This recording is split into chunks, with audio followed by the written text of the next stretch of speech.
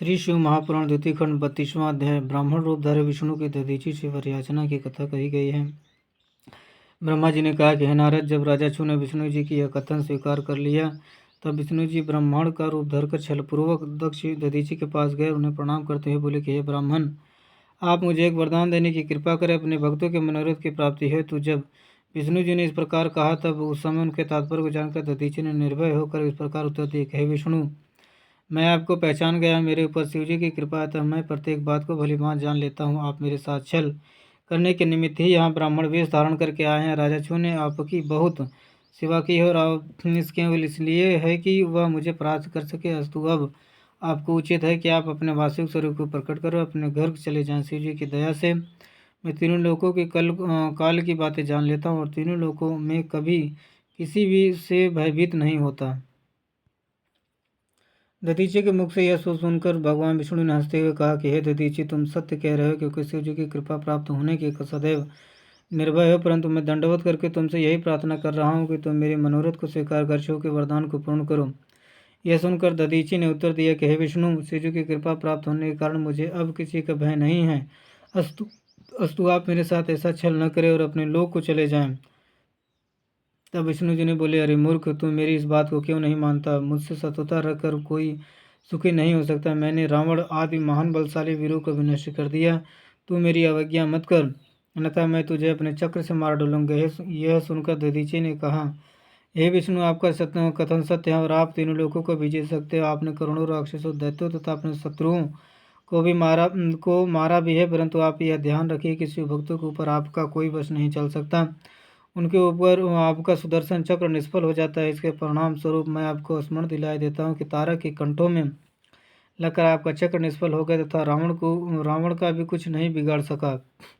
जिस समय आपने अपने चक्र को निष्फल होते देखकर रावण को मारने के लिए शिव जी का पूजन किया और उन्होंने प्रसन्न होकर आपको अमोघ बाण तथा आज्ञा दी, तभी आप रावण पर विजय प्राप्त कर सके थे। आप यह भली भांति जान लें कि शिव जी की भक्ति के बिना कोई भी कार्य सफल नहीं हो सकता।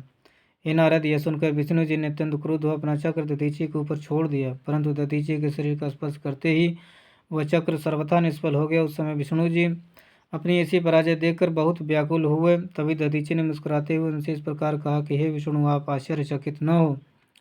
आपको चक्र से निष्फल हो जाने के कारण विस्तार पूर्वक समझाता हूँ। यद्यपि आपने बहुत उपायों द्वारा इस चक्र को प्राप्त किया है, परंतु यह मुझे अपना मित्र समझकर नहीं मारता। आप मेरे ऊपर इस अस्त्र का प्रयोग चाहे करें या अपनी संपूर्ण शक्ति लगाकर मुझे नष्ट करने का प्रयत्न करें, परंतु यह निश्चित है कि आप मेरा कुछ भी बिगाड़ नहीं सकते।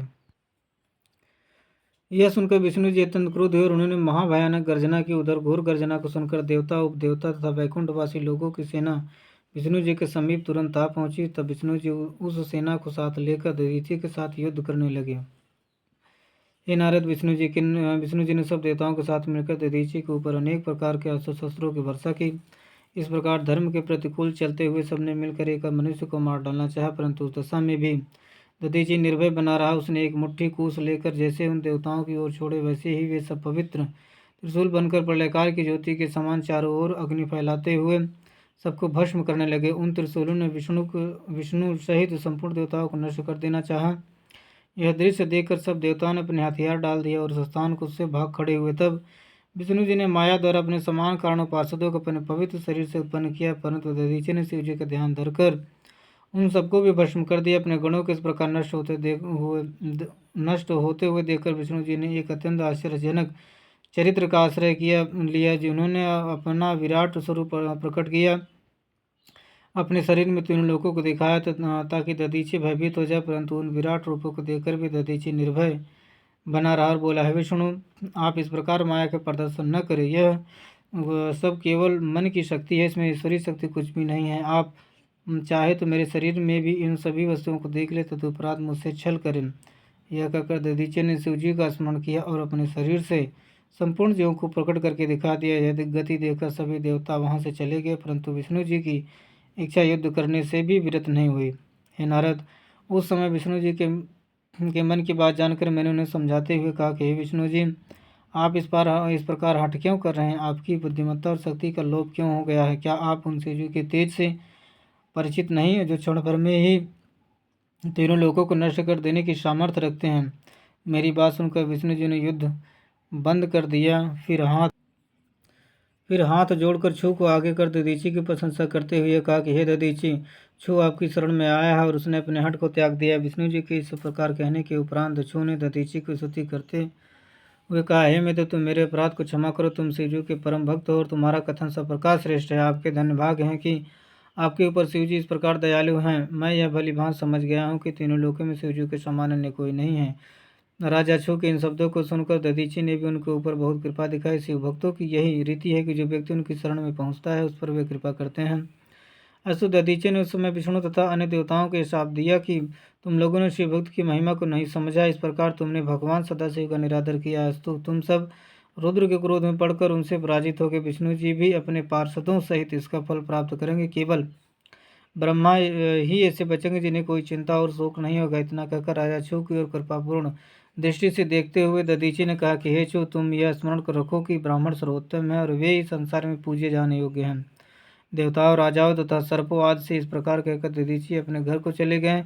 विष्णु जी भी उन्हें प्रणाम करने के उपरांत चिंतित मन से अपने लोक लौट आए। ब्रह्मा जी, विष्णु जी तथा सनकादि को पहले तो अपने हृदय में बहुत सी ग्लानि हुई तथा दुख हुआ, परंतु जब उन्होंने अहंकार रहित शुद्ध बुद्धि से यह पहचाना कि शिवजी सबसे उत्तम है तो उनका खेद नष्ट हो गया। जिस स्थान पर दधीची के साथ देवताओं का युद्ध हुआ वह स्थान हरपुर तीर्थ तथा स्थानेश्वर के नाम से प्रसिद्ध है। उस तीर्थ की सेवा करने से संपूर्ण दुख दूर हो जाते हैं। जो मनुष्य स्थानेश्वर तीर्थ में जाकर शिवजी का पूजन करता है वह संपूर्ण सुखों को प्राप्त करता है। जो मनुष्य दधीची तथा छू की यह कथा पढ़ेगा उसके संपूर्ण सुख नष्ट हो जाएंगे और वह आवागमन से रहित हो जाएगा। जो मनुष्य इस कथा को सुनकर किसी युद्ध क्षेत्र में जाएगा उनकी निश्चित रूप से विजय होगी तथा वह श्रेष्ठ मृत्यु को प्राप्त कर शिवलोक पहुँचेगा।